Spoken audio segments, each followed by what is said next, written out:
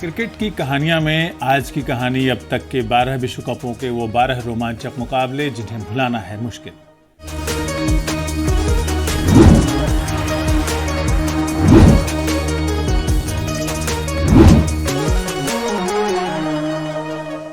नमस्कार, मैं हूं मंजीत ठाकुर और पेश कर रहा हूं क्रिकेट की कहानियां।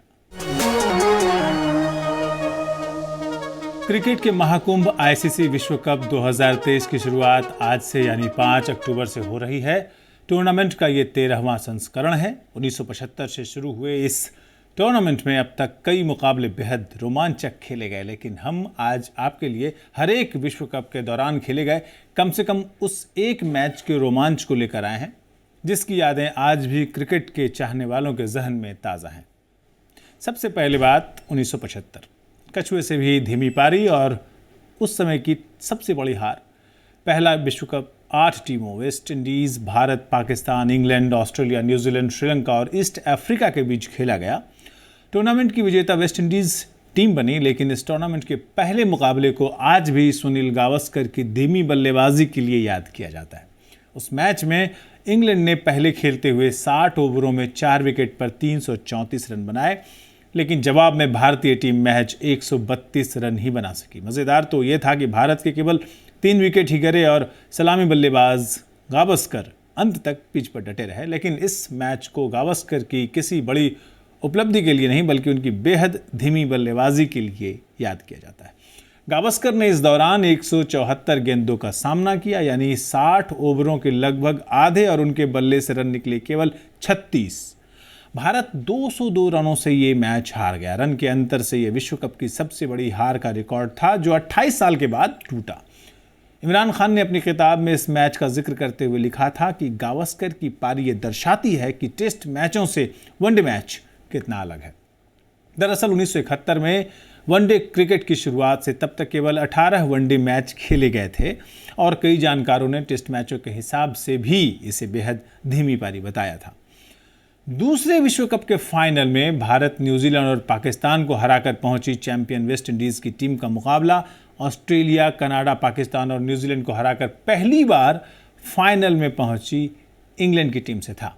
टॉस जीतकर इंग्लिश कप्तान माइक ब्रेयरली का फील्डिंग लेने का फैसला तब सही साबित होता हुआ दिखा जब Gordon Greenidge, Desmond Haynes, Edwin Kallicharran और कप्तान क्लाइव लाइड 99 रन बनने तक पवेलियन लौट गए। लेकिन इसके बाद विवियन रिचर्ड्स ने अपने क्रिकेट करियर की एक बेहद नायाब पारी खेली।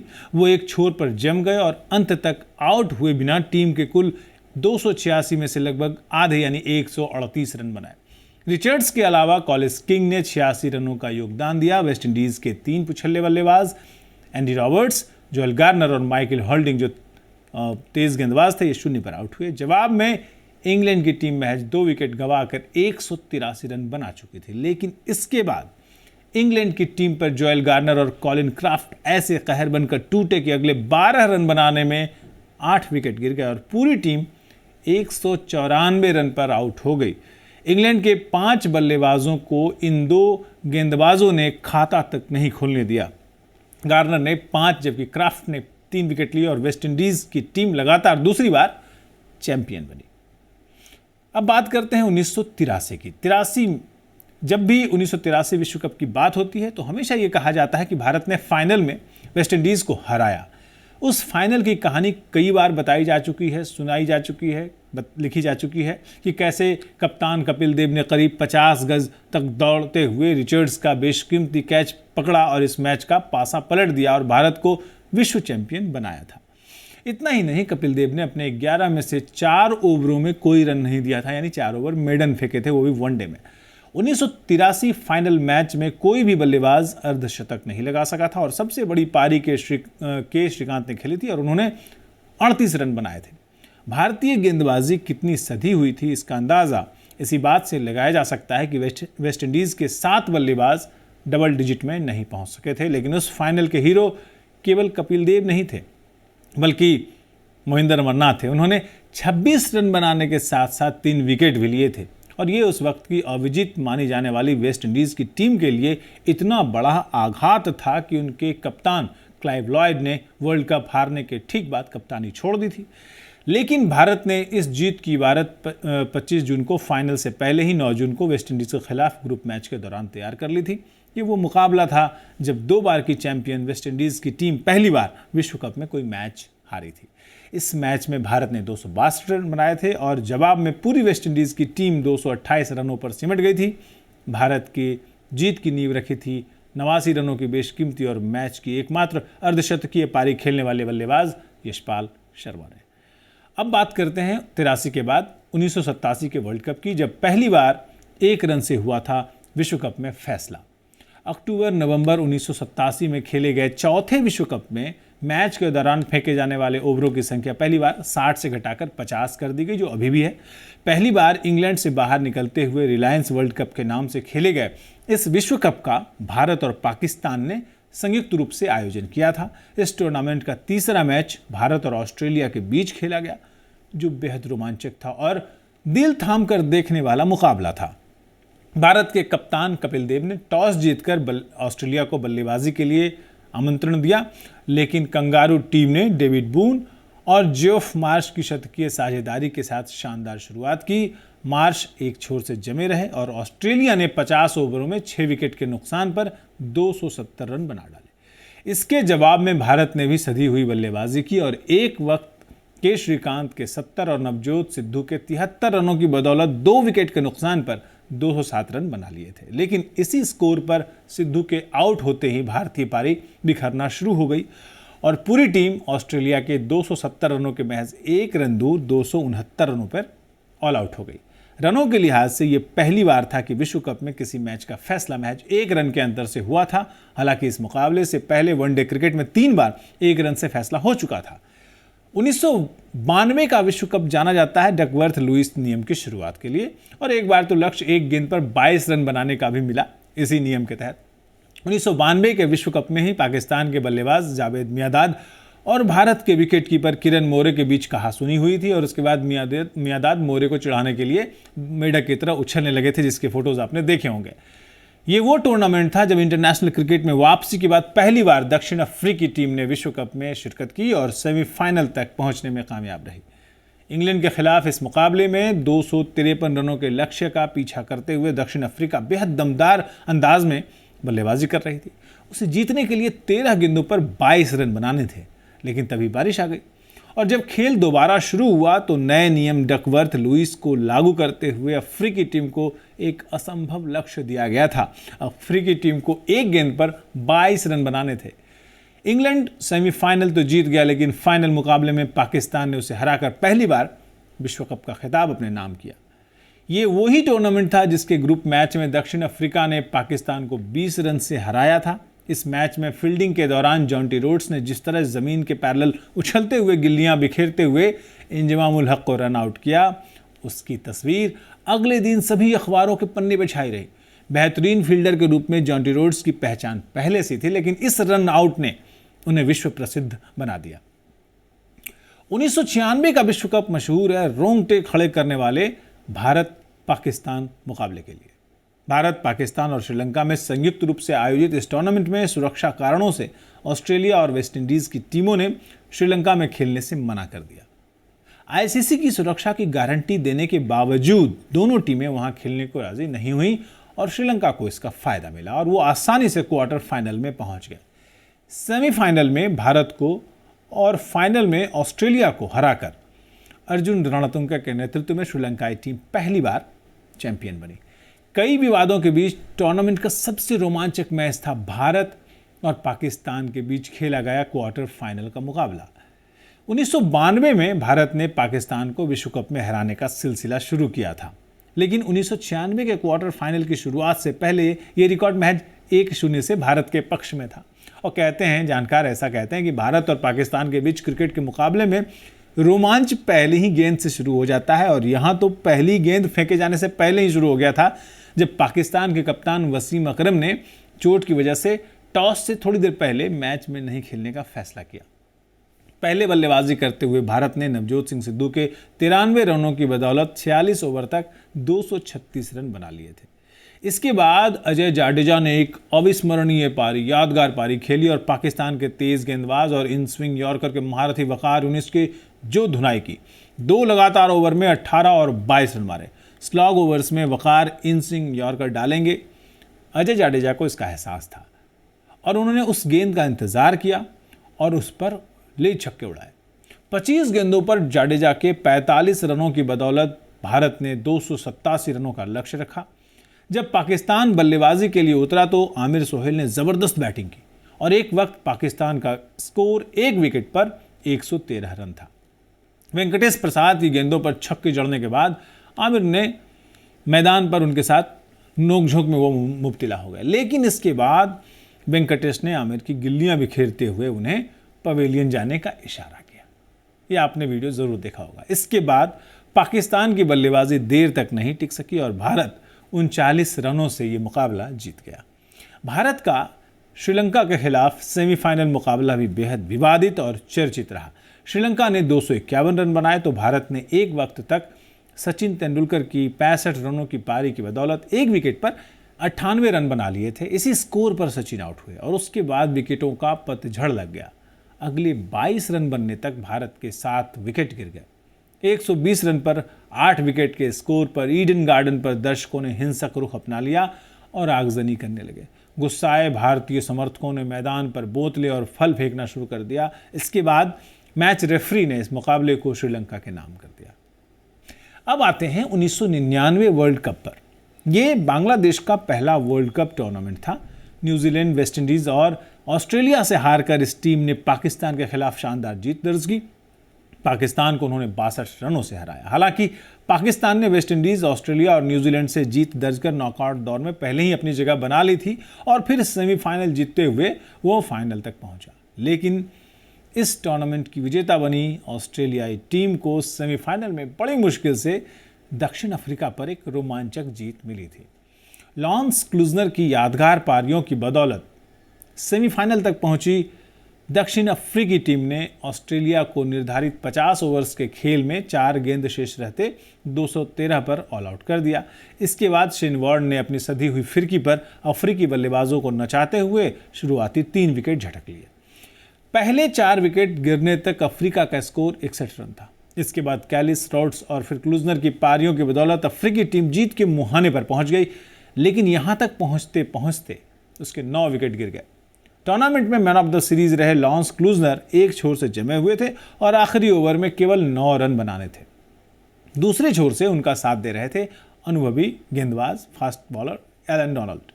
अंतिम ओवर की पहली 2 गेंदों पर क्लूजनर ने चौका जड़ा, लिहाजा दोनों टीमों का स्कोर बराबर हो गया और अब 4 गेंदें बची हुई थी।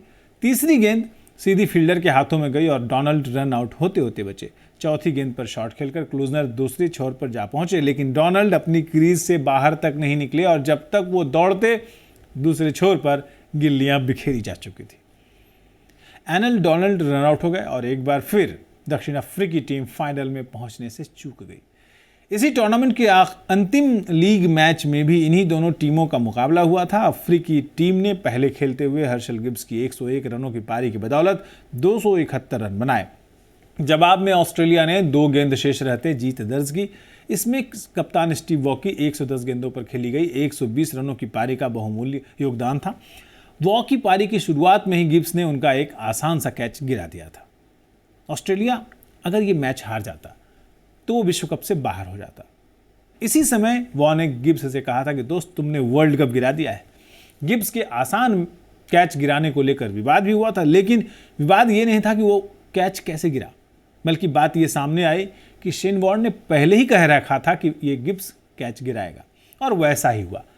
बाद में शेन वॉर्न ने कहा कि वो उसकी बहुत जल्दी खुशी मनाने की प्रवृत्ति से वाकिफ थे और उसी की बुनियाद पर उन्होंने ये बात कही थी, लेकिन आज तक ये विवाद खत्म नहीं हो सका है कि गिब्स ने जानबूझकर वो कैच छोड़ा था या फिर शेन वॉर्न क्रिकेट के इतने महान खिलाड़ी हैं जो दूसरे खिलाड़ियों की प्रवृत्ति को इस कदर जानते हैं कि उसकी बुनियाद पर पूर्वानुमान और भविष्यवाणी कर सकें। 2003 का विश्व कप सचिन तेंदुलकर और शोएब अख्तर के बीच जोरदार मुकाबले की वजह से जाना जाता है। 1983 के बाद पहली बार भारतीय टीम इस विश्व कप के फाइनल में पहुंची, लेकिन हार गई।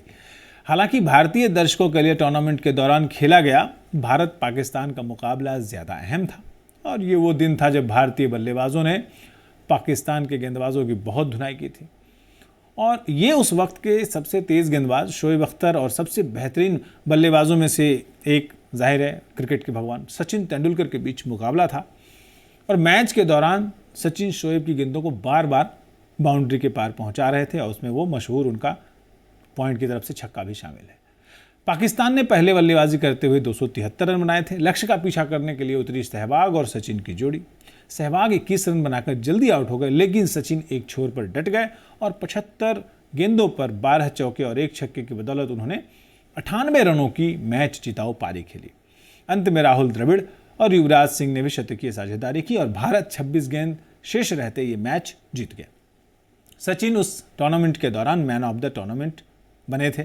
सचिन ने अपने रिटायरमेंट के बाद भी कहा था कि विश्व कप का उनका ये सबसे बेहतरीन मैच 2003 में पाकिस्तान के खिलाफ खेला गया मुकाबला था।